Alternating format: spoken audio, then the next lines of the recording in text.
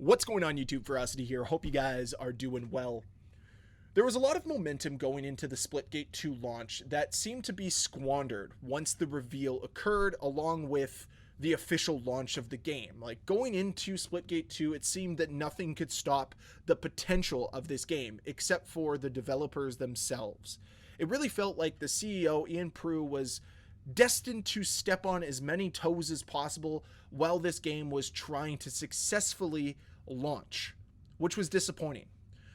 So instead of burrowing into a hole and deciding not to talk to anybody, he decided to face the music and do a Reddit AMA. So for today's video, I want to go through some of the questions as well as some of the answers that Ian provided, because I think it's important. So let's get started on this AMA with a question from T. Lexium. Hey, thanks for doing this AMA. Let's address the elephant in the room. You've talked about wanting to improve the FPS genre and starting out by focusing on arena shooters, a niche but passionate community. But from introducing class-based systems to teasing a battle royale mode, which historically hasn't been kind to arena games, it feels to many of us like you're shifting away from the core identity that made Splitgate special in the first place. Can you help clarify your vision? Are you trying to make FPS great, or specifically arena shooters great? Ian responds, my vision has always simply been to make the best games possible. I love arena shooters, but I also love a lot of different genres of games, arcade shooters, battle royales, RPGs. Honestly, I just play everything. I don't think one genre is better than another. My goal with introducing classes was simply to make the game better. I always found myself wanting more variety in Splitgate 1, but we didn't have the team size or resources to do more. With Splitgate 2, classes allowed us to have more ways to play and more depth. And honestly, as a gamer, I just really enjoy playing them all and mixing up the guns. That said, there's a reason the classes are subtle changes and don't have ultimates. We wanted the game to be 90% about gunplay, movement, and portals, and the classes loadouts to be the extra 10%. As for the BR, I actually had this idea very early on in Splitgate's development, and even prototyped a very basic map of Split Worlds in 2020. I never wanted to chase a trend, but felt we could make an arena shooter BR hybrid that was true to Splitgate with unique elements like massive 100-foot tall portals connecting multiple worlds. And of course, being able to portal and pick up power weapons as you can in arena. Regardless though, I just want to make fun games, and I think our BR is incredibly fun. I love playing BR and arena pretty evenly, to be honest. So let's focus on the answer here, because I think he says a lot that I resonate with. First and foremost, he wants to make the best games possible. And I love that idea from a developer, because we have just seen a lot of games not living up to being the best they possibly can be. But while saying that, having some of the missteps that Splitgate 2 has had so far is a little concerning. Now, I do think that them focusing purely on gunplay is important, and it is kind of the bread and butter of Splitgate 2. It's what Splitgate 2 does best. The gameplay is awesome. Does it need to have the loadout system? I don't really think so.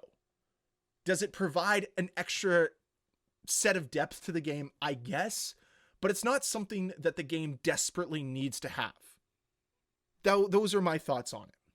And then for the BR, I've had fun with it, the limited amount I've played, and I'm curious to see what they do moving forward on it. So honestly, I really liked the question and the answer Ian provided. Let's move on to the next one. And this one is going to be talking about the skin bundles. From Tits McGee 92.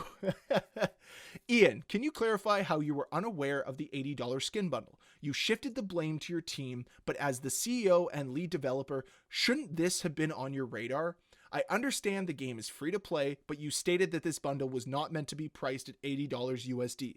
It's hard to imagine something like this slipping through the cracks. This comes across less like an oversight and more like a calculated move to test the waters.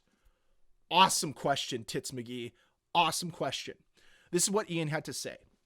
Totally fair question. I didn't intend for it to come off as shifting blame. As CEO, everything ultimately is my responsibility. The honest truth, though, is I was unaware of the $80 bundle and would never have allowed it to go live. But that doesn't matter because it did. So we took action immediately within 24 hours and cut the price in half. Going forward, I have set up meetings every Monday with our product manager, Matt, who is awesome, and Derek, our lead game designer, also awesome, to make sure I have visibility of everything going live in the store and playlists that week, so that this doesn't happen again. Regarding how this happened, it was a result of three primary things.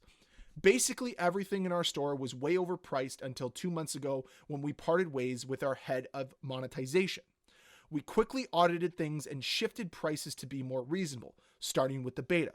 I wasn't super focused on monetization the past few weeks, as I was much more focused on server stability in the beta and getting the game to actually launch in a playable state. The way our tech works is such that everything is in a massive spreadsheet, but until now, it was hard to actually test what the store would look like prior to it going live. Now we have the ability to test the store for the week internally on a separate branch before setting it live to everyone. So this should help us catch oversights in the spreadsheet. Some accountability here, for sure, because this was a massive issue, massive oversight, and granted, just a problem overall. And the fact that free-to-play games want to gouge customers so willingly, so gleefully, is honestly predatory.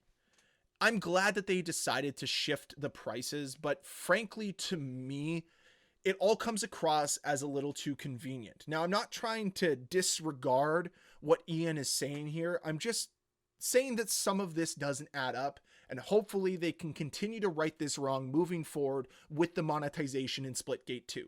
It's important that they get this right, because they need to properly fund this game with the revenue they receive, but they need to ensure that the prices don't scare away potential buyers. So it's a balancing act that's tough to get right, but hopefully they can figure it out. I want to rapid fire a couple questions here from Brilliant Neat 9762. Will we get solos or duos in BR? Squads can be crazy difficult as someone that solo queues against stacked teams. The response, maybe. We are constantly monitoring all the feedback. Specifically on this, there would need to be some changes like how respawns worked and are they balanced, so it's not as simple as just turning it on. But the more often we hear a specific request, the more likely it is to happen. Next one from Rexcraft. Can we get it so teammates that get disconnected mid-round can rejoin the game? Yes, we're actively working on this now, especially because this is an absolute must-have for ranked play. So on the BR side of things, I would like solos and duos to be a part of it, but I think Ian properly describes it being a bit of a mess, especially with the respawn system they have. So I'd have to kind of rethink how that works. But as it stands right now, I do enjoy the quad system with the respawns and just the way that they've kind of given BR a different spice that seems to work. Now with players leaving, I totally get the option to rejoin a match in progress. But what I'd like to see is matches with players that have left and been replaced with bots be able to be joined in progress by anybody. Like, I don't see a big issue with me joining a game midway through a match. Even if that game is getting completely worked, the system that Splitgate has makes it feel like any game is gettable, because even if you're getting crushed one round, you can always come back the next round. And I really like that. So for me, I'd like to see more matches being able to be joined in progress, just so that if you are on a team that is filled with bots, maybe players will come in and help you out in other rounds. So the last one I want to touch on here is a great question that covers a bunch of different elements of Splitgate 2, or a bunch of different changes. So Sir Fappingsworth asks, how soon will we have the following? Match history, practice range, kill cams, account leveling. Forcing a launch date without the above feels extremely underbaked, considering the first game had all these things. Fix the phantom loadout notifications and make the interact key prioritize plant defuse over weapon pickups too. That is frustrating, I will admit. But let's dive into what Ian had to say here. Thanks for the question.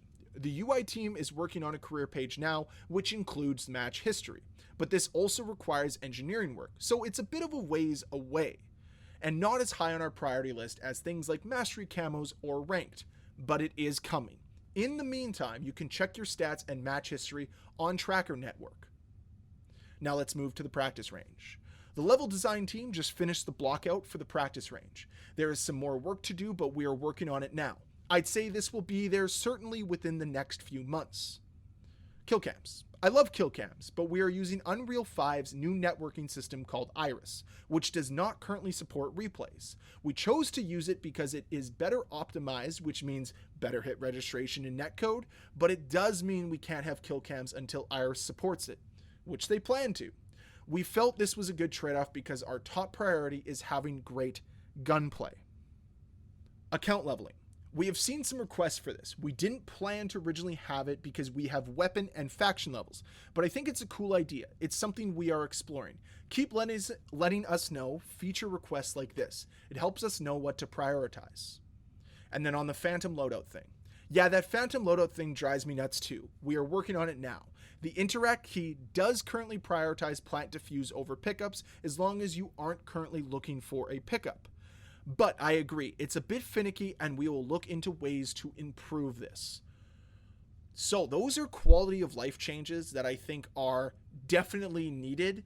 And I love hearing that they are considering all of them and working on them. And they're being transparent to tell you that it's not going to be an immediate change. You're not going to see it right away. It's going to take time, which is okay.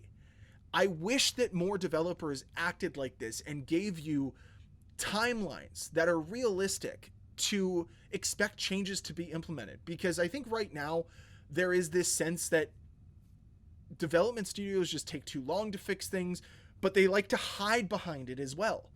Be open and honest. Let us know it's going to take time. That's okay. So I think what we gain from this AMA, and there are more questions here, but I really mostly just wanted to dive into game specific questions.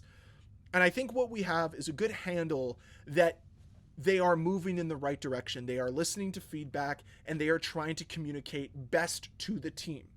It seems their biggest priorities right now are definitely ranked play and mastery camos. That's what they want. They want to give players something to grind for. And because the game itself is so stable right now, like I'll completely admit it is really stable. Yes, some players are experiencing optimization issues with the BR, which I would have loved to see him address a little, but that's neither here nor there. I think overall it's been a pretty good game. But of course, this is just like the start of this, and I want to see it progress and get better over time. So I'll ask you guys this. What question would you have asked Ian down below in the comment section?